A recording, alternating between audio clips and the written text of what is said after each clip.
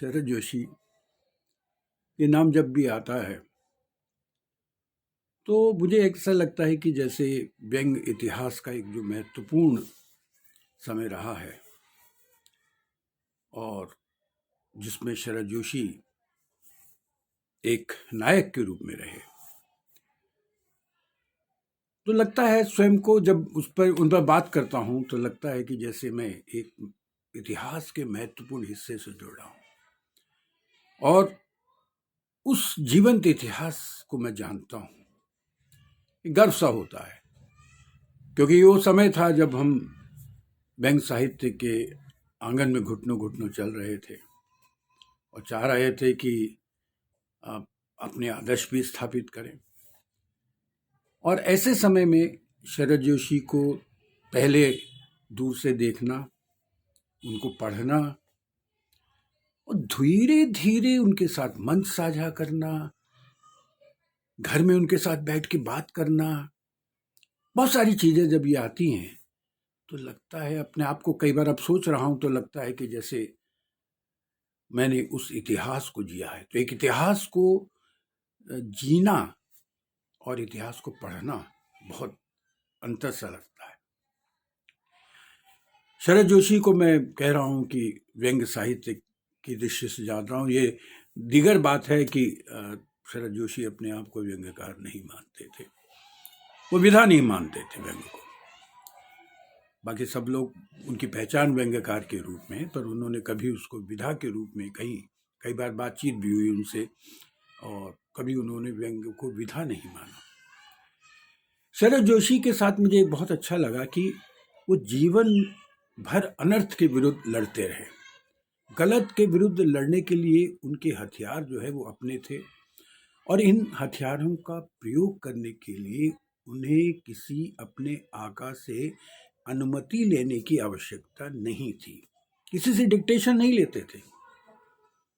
आप समझ रहे होंगे मेरी बात को।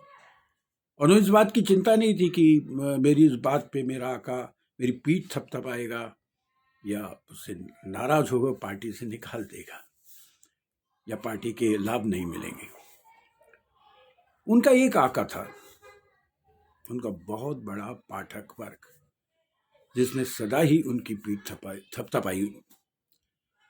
और यही कारण है कि मुझे लगता है कि शरद जोशी ने अपने समय के यथार्थ के धरातल पर निरीक्षण किया।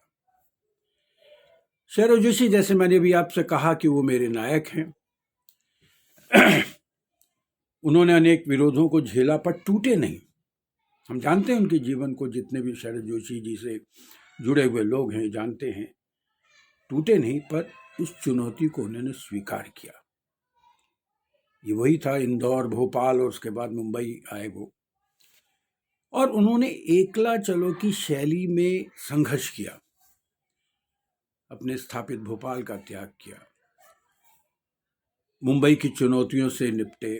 और अभी एक लेख मैं उनका पढ़ रहा था, भारती जी पर किताब संपादित करते हुए, कैसे उनके लेख जो है धर्मयुग से वापस आ जाते थे, जो जिन पन्नों पे बाद में भारती जी ने उनको लगातार छापा। तो ये उनकी शरदीय ऊष्मा की ताकत है जो मैं कहता हूँ। उनके साथ बहुत सारी चीजें जुड़ी हैं। सबसे बड़ा मुझे गर्व होता है कि मेरे घर F64 नारोजी नगर में वो आए थे और मैं पता चला था कि किसी फिल्म की शूटिंग के सिलसिले में या कुछ लिखने के लिए आए। मैंने उनसे चर्चा की, बात की, तो उन्होंने कहा मुझे ले जाओ। पहाड़गंज में कहीं रुके हुए थे और फिर मैंने, रविन्द्रनाथ त्यागी उन दिनों वहीं रहते थे पास में, सरोजनी नगर में, नरेंद्र कोहली ग्रेटर कैलाश में थे, तो मैंने उनसे भी कहा कि अगर आप आए, तो वो लोग भी आए। वो एक गजब शाम थी, सब लोग बैठे, बातचीत की सबने, और क्या क्या बातचीत की। मैं तो एक तरह से उस समय व्यंग्य का छात्र था, मेरे लिए ये सारे के सारे जो है महान पुरुष थे। और उस समय सबसे बड़ी बात एक जो हुई, आपको बताऊं, 2 कमरे का मकान था जो मेरे पिताजी को मिला था। अब उसमें कौन रहती थी, कितनी पीढ़ियां रहती थी देखिए। मेरे दादाजी, मेरे पिताजी और माताजी, हम 3 भाई हैं, 2 भाई, मेरी पत्नी और मेरा बेटा भी था उस समय उसका जन्म हो चुका था, 75 में उसका जन्म हुआ है। तो शरद जी, जब हमारे क्या होता है कि जब कोई आता है तो ड्राइंग रूम उसका हो जाता है और बाकी लोग एक कमरे में समा जाते हैं। तो सब खाना वाना हो के जब सब निकले, शरद जी भी निकले, तो सब धीरे धीरे प्रणाम करने उनको आए, पिताजी भी मिलने आए। तो शरद जी ने सबको देख के कहा, अरे आप सब यहीं रहते हैं? मुंबई में भी सब ऐसे ही रहते हैं। बहुत सारी चीज़ें और याद हैं। मुझे याद है चकल्लस में 1984 में जब पहली बार मुझे इतने बड़े मंच पर पढ़ने का, गद्य पाठ करने का, गद्य व्यंग पाठ करने का अवसर दिया, तो राम अवतार चेतन की जो जानते हैं उनके बारे में कि पता है कि किस तरह से वो एक पहले जो है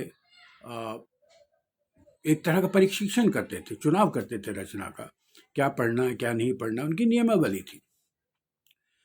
तो उन्होंने क्या किया कि मुझे शरद जी को सौंप दिया कि भाई, कहा कि अपनी रचनाएं दिखाओ। मैंने उनको 3 रचनाएं दिखाई और उनमें एक रचना वो थी जो शरद जी पढ़ चुके थे, धर्मयुग में छपी थी, जाना पुलिस वालों के यहाँ एक बारात में। मैंने कहा प्रेम ये अच्छी है, पढ़ के सुनाओ। कुछ उन्होंने टिप्स दिए कि ऐसे पढ़ना है, यहाँ पे पंच, यहाँ पे रुकना है, ये करना है। मैं बड़े ध्यान से उनको सुन रहा था। और मेरे साथ दूसरी बात ये भी थी कि इतने बड़े रचनाकार जो जिनसे मिलना ही हम लोगों को लगता था कि पता ही कैसे मिलना होगा। तो वो मेरे लिए एक अविस्मरणीय समय था जब शरद जी के साथ मैंने गद्य व्यंग पढ़ा। उस मंच पे 2 ही लोगों ने गद्य व्यंग पढ़ा था, मैंने और शरद जी ने। उसके साथ एक चीज़ जुड़ी हुई है जो मैं आपसे साझा करना चाहूँगा।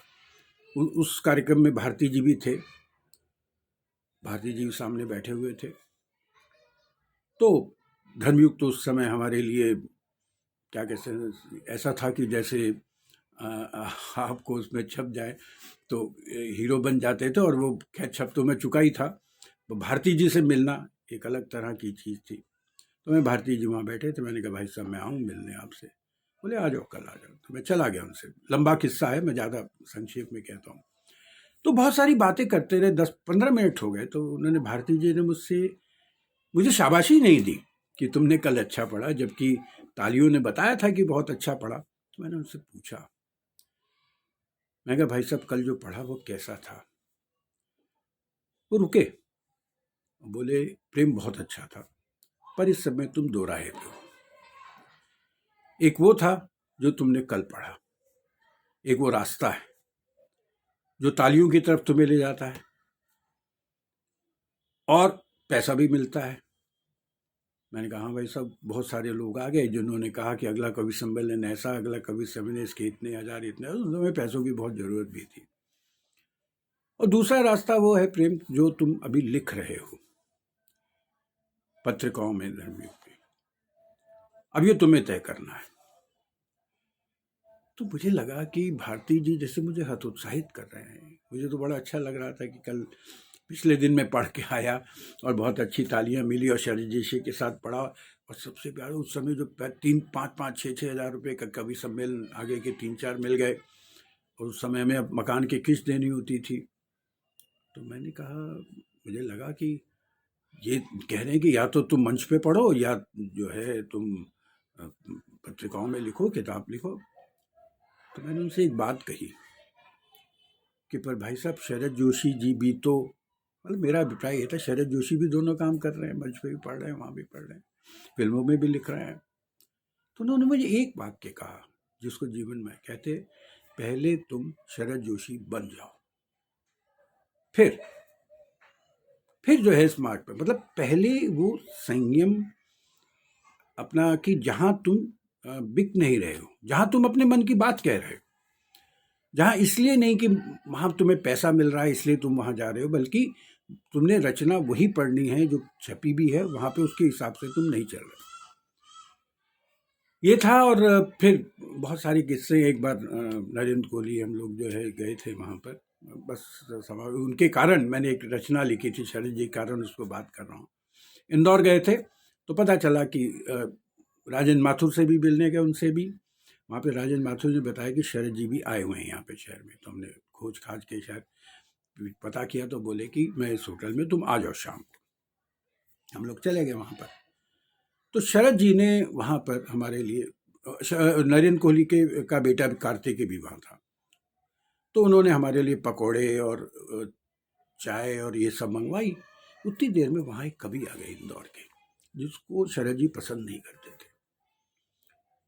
तो चाय हुई, वो बैठ गए वहाँ पे, और पकोड़े की प्लेट इससे पहले हम ले, उन्होंने प्लेट ली, उसमें पकोड़े डाले, चाय पीने लग गए। तो शरद जी ने कार्तिकेय से कहा, नरेंद्र कोहली के बेटे से, बेटा तुम भी लो। तो उस समय मक्खियाँ भी थी वहाँ खूब सारी, तो मक्खियाँ पकोड़े पे बैठी हुई थी। तो उस कार्तिकेय ने कहा, अंकल कैसे लूँ, इसके ऊपर तो मक्खियाँ बैठी हैं। तो शरद जी ने कहा व्यंग में, कार्तिकेय, मक्खियाँ हमारे और तुम्हारे ऑर्डर पे खाती हैं, और इन्हें चाह कर भी हम उड़ाएंगे फिर आके बैठ जाती हैं। वो इनका व्यंग्य था। तो मैंने एक मक्खियाँ करके व्यंग्य लिखा, जो बाद में धर्मयुग में प्रकाशित भी हुआ। बस बहुत सारी चीज़ें और भी हैं, बस अंत में सिर्फ वो बात करना चाहूँगा कि मतलब स्मृति ऐसी है, शरद जी के जाने के बाद एक सम्मान होता था, माध्यम संस्थान सम्मान देता था, ठाकुर प्रसाद सिंह वहाँ देते थे, जिसमें पहला शिखर सम्मान जो है मनोज श्याम जोशी को मिला था। उनका ये था, एक बार जो है वो कवि को शीर्ष सम्मान देते थे, युवा सम्मान जो है कवि को देते थे। तो प्रदीप चौबे को वो मिला था। अगले वर्ष क्या हुआ कि शरद जी उसमें आए थे, पर शरद जी की मृत्यु हो गई। तो फिर तय किया गया कि भाई शीर्ष सम्मान तो इनको दिया जाए, पर उन्होंने एक ये भी था कि मुझे सम्मान देना था, युवा सम्मान। तो मुझे उस साल पहली बार ये हुआ कि गद्य को ही युवा और शीर्ष सम्मान दिया। तो ये मेरे लिए एक बहुत बड़ी सुखद स्मृति है, जो उनके जीवन से लेके अनंत हुए जाने तक मेरे साथ जुड़ी हुई है। तो उनको जितना याद करूं उतना ही कम है। बस ये है कि ऐसे शरद जोशी अनेक नहीं होते हैं, अकेले होते हैं, अकेले अपनी राह बनाते हैं, और ऐसी राह बनाते हैं जो दूसरों के लिए आदर्श हो जाती है।